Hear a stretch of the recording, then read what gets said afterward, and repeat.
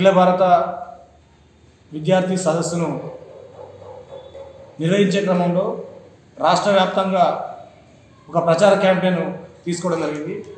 ఈ ప్రచార క్యాంపెయిన్లో భాగంగా ఈరోజు ఇక్కడ నిర్వహిస్తున్నటువంటి మీడియా సమావేశానికి వచ్చిన భారత్ బచావో స్టేట్ కమిటీ సభ్యులు, అదేవిధంగా జిల్లా చైర్మన్ గారు, అదేవిధంగా తెలంగాణ ప్రజా ఫ్రంట్ కన్వీనర్, తెలంగాణ ప్రజా ఫ్రంట్ అధ్యక్షులు, అదేవిధంగా విద్యార్థి సంఘాల మిత్రులు ప్రతి ఒక్కరికి కూడా ఉద్యోగం ఉన్నారు.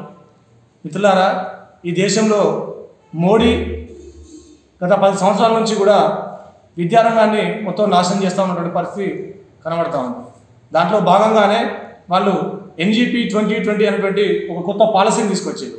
ఈ పాలసీ విద్యావేత్తల మధ్య ఒక చర్చ జరగకుండా, లేకపోతే టీచర్ల మధ్య ఒక చర్చ జరగకుండా, లేకపోతే రాష్ట్రాల మధ్య చర్చ జరగకుండా, ఒక పార్లమెంట్లో చర్చ లేకుండా హుటాహుటిన వాళ్ళు ఆమోదం తెలపడం జరిగింది కేంద్ర మంత్రిమండలి ద్వారా.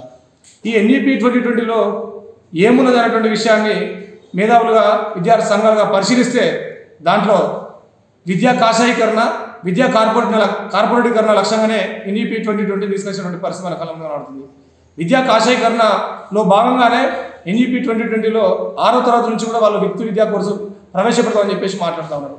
వృత్తి విద్యా కోర్సు ప్రవేశపెట్టి విద్యార్థులంతా కూడా ఇక చాతుర్వర్ణ మనవాద వ్యవస్థ ఏ విధంగా ఉన్నదో ఆ వ్యవస్థలో భాగంగా ఒక వర్గం వాళ్ళు చదువుకుంటే మిగిలిన వర్గం వాళ్ళంతా కూడా చదువుకొని వాళ్ళకి సేవ చేసే వాళ్ళగా మాత్రమే ఉండాల్సినటువంటి పరిస్థితి మన కళ్ళ పడుతుంది.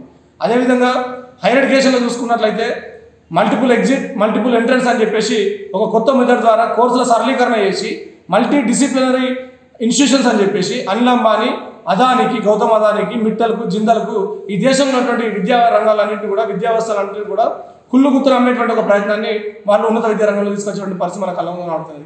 అదేవిధంగా ఈరోజు ఏదైతే అనుబంధ కళాశాలలు ఉన్నాయో, ఒక యూనివర్సిటీకి అనుబంధ కళాశాలలు ఉన్నాయో వాటన్నిటిని కూడా కంప్లీట్గా ఆటోనమస్గా మార్చి వాటిలో ఇష్టం ఉన్న రీతిగా వాళ్ళు ఫీజులు పెంచుకున్నటువంటి అవకాశాన్ని వాళ్ళకు ఇలా స్వేచ్ఛగా కల్పించేటువంటి ఒక ప్రయత్నం విద్యా కార్పొరేటీకరణలో భాగంగానే NGP తీసుకొచ్చిందన్నటువంటి విషయాన్ని మనం అర్థం చేసుకోవాలి.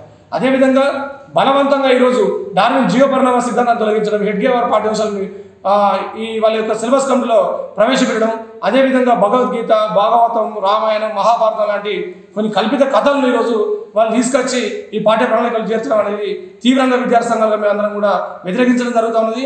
అదే క్రమంలో ఈ కార్పొరేట్ బానిసల కోసం, విదేశీ కంపెనీల కోసం, ఈ దేశంలో మల్టీనేషనల్ కంపెనీల కోసం ఇక్కడ నుండి విద్యార్థులను ఈరోజు కార్పొరేట్ బానిసలుగా మార్చినటువంటి హైయర్ ఎడ్యుకేషన్ సిస్టానికి పూర్తిగా మేము వ్యతిరేకిస్తున్నాం.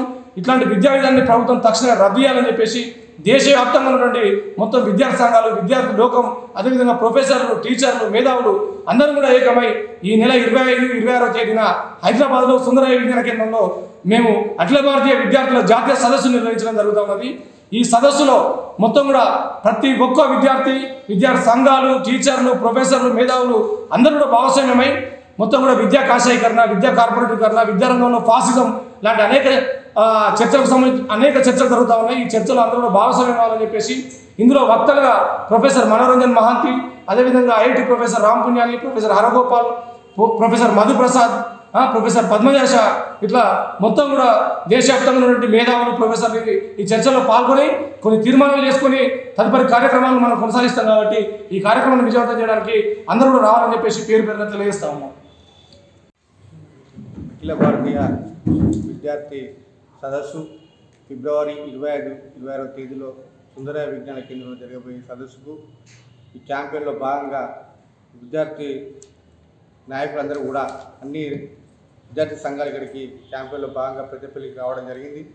దీంట్లో భాగంగా నూతన విద్యా విధానాన్ని రద్దు చేయాలి, కామను అలాగే శాస్త్రీయ విధాన అమలు కోసం ప్రభుత్వ రంగ సంస్థలు కేంద్ర రాష్ట్ర ప్రభుత్వంలో ఉన్నటువంటి ఏవైతే ఖాళీలు ఉన్నాయో వాటిని భర్తీ చేయాలి అని చెప్పేసి క్యాంపెయిన్ చేస్తూ ఉన్నారు.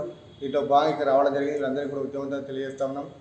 కేంద్ర ప్రభుత్వంలో అధికారులకు వచ్చిన తర్వాత బీజేపీ ప్రభుత్వం మనవాదాన్ని ఒక విద్యా వ్యవస్థను కూడా పెంపొందించడం కోసము కుట్రపూరితంగా ఈ జాతీయ విధానాన్ని తీసుకువచ్చింది. దీంట్లో భాగంగానే మానవ పరిణామ సిద్ధాంతం, డార్విన్ సిద్ధాంతాన్ని తొలగించి హెగ్డేవారు ఒక పాఠ్యాంశాన్ని ప్రవేశపెట్టడం, ఇదంతా కూడా విద్యను కాషాయీకరణ చేసే భాగంగా ఉన్నది. కాబట్టి దాన్ని తొలగించాలని చెప్పేసి మేము కోరుతా ఉన్నాం. అలాగే నూతన విద్యా విధానాన్ని 2020 రద్దు చేయాలని కూడా మేము కోరుతా ఉంటూ ఈ యొక్క సుందరయ్య విజ్ఞాన కేంద్రంలో జరిగే 25-26 తేదీలో జరిగే ఈ జాతీయ అఖిల భారతీయ విద్యార్థి సదస్సును విజయవంతం చేయాలని చెప్పేసి ఈ కార్యక్రమంలో అందరూ కూడా ప్రజా సమూహాలు పాల్గొని ఈ కార్యక్రమాన్ని విజయవంతం చేయాలని చెప్పేసి తెలంగాణ ప్రజాప్రతినిధుల తరఫున మేము విజ్ఞప్తి చేస్తా ఉన్నాం.